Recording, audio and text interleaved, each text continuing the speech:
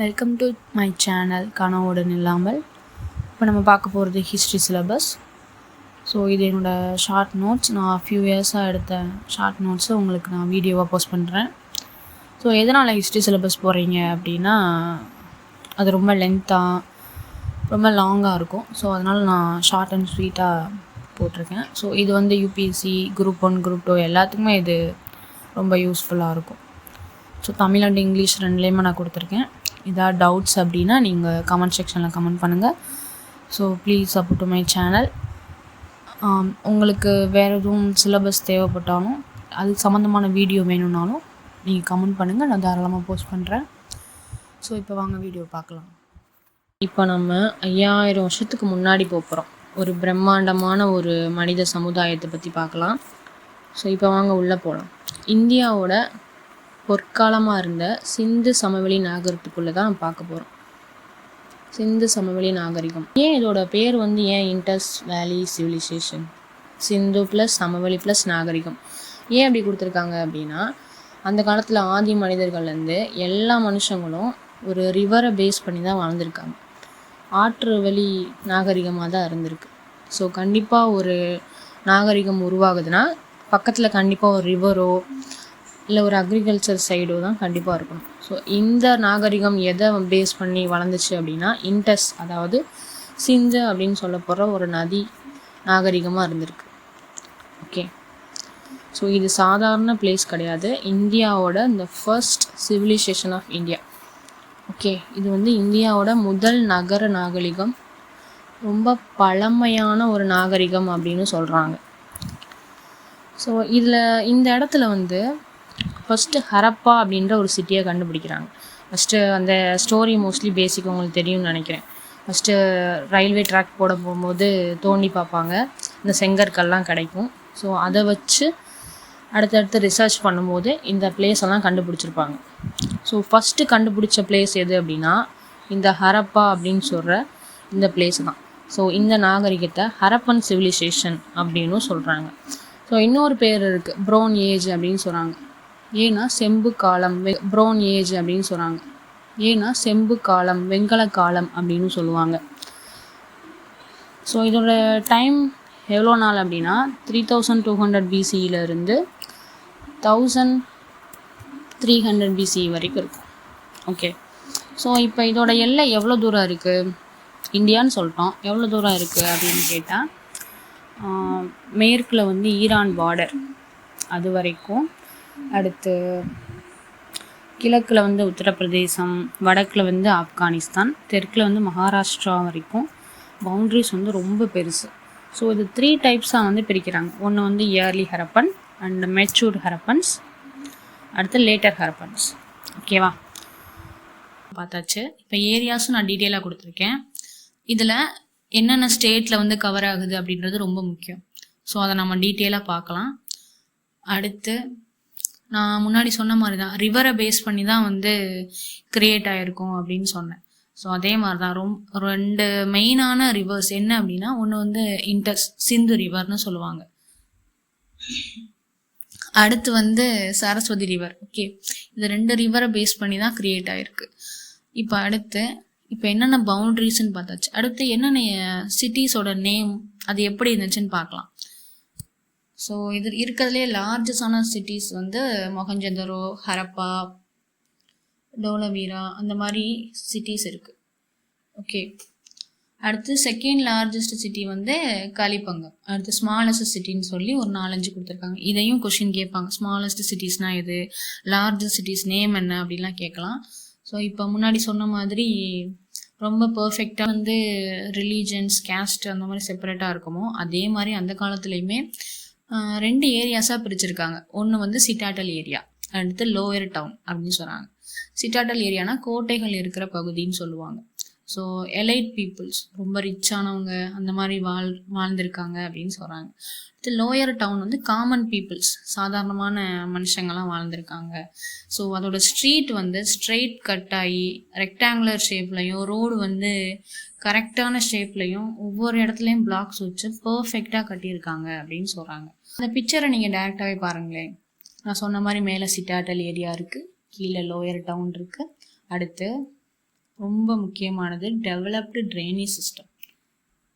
அப்படி என்ன ஸ்பெஷல் அப்படின்னா, ட்ரைனேஜ் சிஸ்டம் வந்து பர்ஃபெக்டாகவும் கரெக்டான ட்ரையாங்குலர் அண்ட் ரெக்டாங்குலர் ஷேப்பில் கட்டியிருக்காங்க.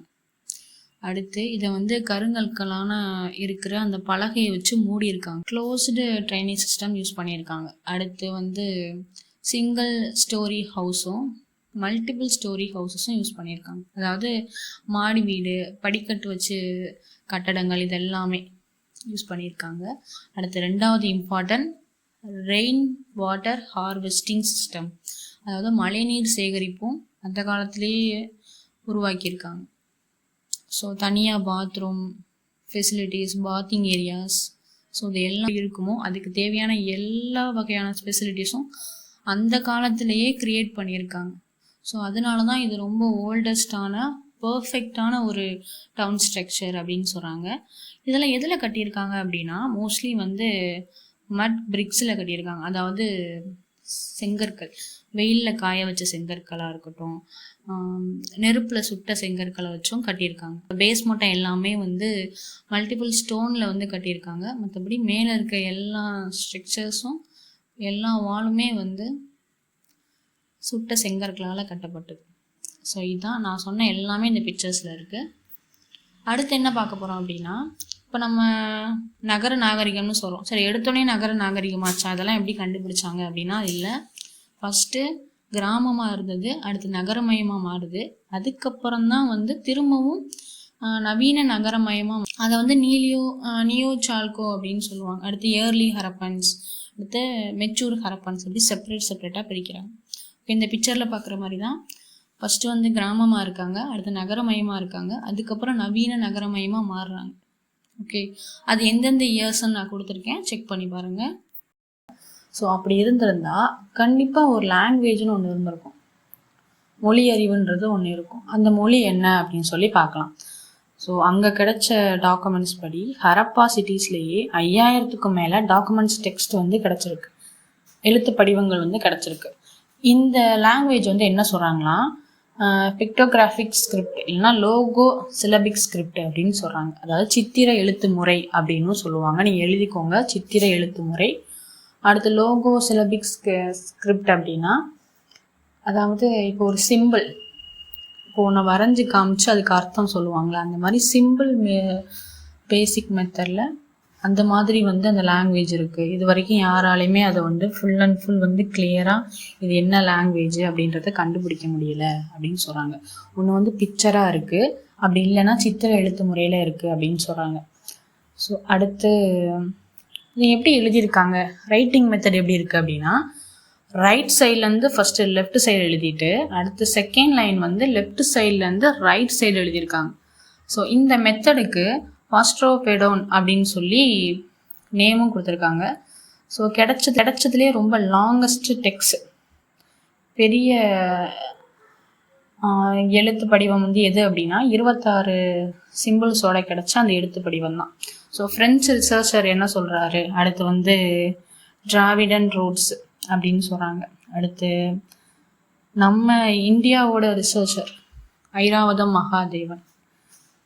ஸோ எல்லாரும் கண்டுபிடிச்சவங்க எல்லாருமே ரிசர்ச் பண்ண எல்லாரும் என்ன சொல்கிறாங்கன்னா, இது வந்து தமிழோட திராவிட மொழியிலேருந்து வந்த ஒரு வகையான மொழியாக இருக்கு அப்படின்ற நம்ம இந்தியாவோட ரிசர்ச் கமிட்டியில் இருக்க எல்லாரும் என்ன சொல்கிறாங்கன்னா, இது வந்து திராவிட எழுத்து மொழியிலேருந்து வந்த ஒரு மொழியாக இருக்கணும், தமிழ் மொழியை பேஸ் பண்ணி வந்த ஒரு மொழியாக இருக்கணும் அப்படின்னு சொல்கிறாங்க. ஓகே, ஸோ அதை நான் 2 டைம்ஸ் எழுதியிருக்கேன். இதை இப்போ வரைக்குமே முழுமையாக கண்டுபிடிக்கப்படாத ஒரு மொழி. ஸோ அதில் அந்த காலத்தில் என்ன பேப்பரில் எழுதுனாங்களா அப்படின்னு கேட்டால் கிடையாது. இதை வந்து அதிகமாக வந்து சீல்ஸ், முத்திரை, காப்பர் டேப்லெட்ஸ் அண்டு வந்து போட்ரி, அதாவது மண்பாண்டங்களில் எழுதியிருக்காங்க. ரொம்ப ஷார்ட்டான ஒரு இன்ஸ்கிரிப்ட் எங்கே கிடச்சிருக்கு அப்படின்னா, ஆவரேஜ் ஆஃப் 5 சைன்ஸோடு கிடச்சிருக்கு. டோலவீரால் கிடந்த அந்த சிங் போர்டு தான் வந்து இருக்கிறதுலே 5 சைன்ஸோடு கிடச்ச ஒரு எழுத்து முறை அப்படின்னு சொல்கிறாங்க. அப்போ லாங்கஸ்டான இன்ஸ்கிரிப்ஷன் வந்து எது அப்படின்னா, ஹரப்பனில் கிடச்ச 26 சைனோட இருக்கிற அந்த டாக்குமெண்ட் தான். ஓகே, ஸோ இப்போ புரிஞ்சிச்சா லாங்குவேஜ் எப்படி பேசியிருக்காங்க எல்லாமே பார்த்தாச்சு. ஓகே, அடுத்து நெக்ஸ்ட்டு இப்போ மண்பாண்டங்களில் எழுதியிருக்காங்க அப்படின்னு சொன்னாங்களே. ஸோ அப்போ மண்பாண்டங்கள் வந்து அங்கே ஃபேமஸாக இருந்திருக்கு. ஸோ இப்போ அதில் என்ன ஸ்பெஷல் அப்படின்னு பார்க்கலாம். டிஃப்ரெண்ட்ஸ் டைப் ஆஃப் மண்பாண்டங்கள் இருந்திருக்கு. ஓகே, இப்போ black and red, grey, buff and black and red wares எல்லாம் யூஸ் பண்ணி டிஃப்ரெண்ட் கலர்ஸில் இப்போ நம்ம எப்படி தயாரிக்கிறோமோ அதே மாதிரி 5000 வருஷத்துக்கு முன்னாடியும் தயாரிச்சிருக்காங்க. ஸோ நம்ம வந்து வீல் மெத்தடு, இப்போ கிராமங்களில் இந்த சைட்லாம் வந்து எப்படி இருக்கும்னா சக்கரம் வச்சு அதில் மண் வச்சு சுற்றுவாங்க. ஸோ அதே மாதிரியே அந்த வீல் டனர்ட் அந்த மெத்தடை தான் அந்த காலத்துலேயும் யூஸ் பண்ணியிருக்காங்க. ஸோ ஜாமெட்ரிக் பேட்டர்ன்ஸோட, ஸோ ஒரே ஷேப் அப்படின்னா அப்படி கிடையாது. குட்டி குட்டி பாக்ஸ்லேருந்து ஜார் வரைக்கும் எல்லாமே யூஸ் பண்ணியிருக்காங்க. ஸோ நெக்ஸ்ட்டு நேச்சுரலிஸ்டிக் மாடிஃபைஸ், அதாவது இயற்கையான வர்ணப்பூச்சுன்னு சொல்லுவாங்க. இலைகள்லேருந்து, அப்புறம் பழங்கள்லேருந்து, காய்கறிலேருந்து கிடைக்கிற அந்த எக்ஸ்ட்ராக்டை எடுத்து அது மூலியமாக கலர்ஸ் வந்து க்ரியேட் பண்ணியிருக்காங்க. ஸோ அடுத்து வந்து என்னென்ன வரைஞ்சிருக்காங்க அப்படின்னா புல்ஸ், காளமாடு, டியர்ஸ், இந்த மாதிரி வந்து டீர்ஸ் இந்த மாதிரி நிறைய அண்ட் பேர்ட்ஸ், இதோட பெயிண்டிங் எல்லாமே அந்த மண்பாண்டங்களில் க்ரியேட் பண்ணியிருக்காங்க. டெரக்கோட்டோ கிரியேட்டர்ஸாகவும் இருந்திருக்காங்க. ஸோ இதை அவங்க இங்கேருந்து இம்போர்ட் பண்ணவும் செஞ்சுருக்காங்க. எங்கே அப்படின்னா மெசபடோமியா அதுவும். ஓகே, இப்போ புரிஞ்சுச்சா? ஸோ மண்பாண்டம் எப்படி தயாரிச்சிருக்காங்க, அதில் என்னென்ன சிம்பிள்ஸ் இருக்குது, அதில் என்ன மெத்தடில் யூஸ் பண்ணியிருக்காங்க, அடுத்து அதோட அனிமல்ஸில் என்னென்ன இருந்துச்சு, ஸோ எதுக்கு இம்போர்ட் பண்ணியிருக்காங்க, இது எல்லாமே பார்த்தாச்சு. ஓகே, ஸோ அடுத்து இப்போ நான் சொன்ன மாதிரி தான், ஒரு இன்ஜினியரிங் டெக்னாலஜி இருக்குது அப்படின்னா கண்டிப்பாக அங்கே வந்து மேக்ஸ் வந்து ப்ரெசென்ட் ஆகாமல் இருக்காது. ஸோ அந்த காலத்தில் எப்படி வந்து இதை க்ரியேட் பண்ணாங்க, இப்போ வணிகம் பண்ணியிருக்காங்க அப்படின்னா கண்டிப்பாக ஏதாவது ஒரு பொருளை கொடுத்துருப்பாங்க, இல்லை ருப்பீஸ் இருந்திருக்கும். ஸோ அதை எப்படி